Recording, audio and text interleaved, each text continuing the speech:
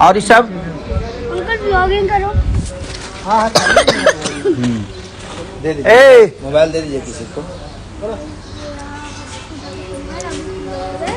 Start हो गया।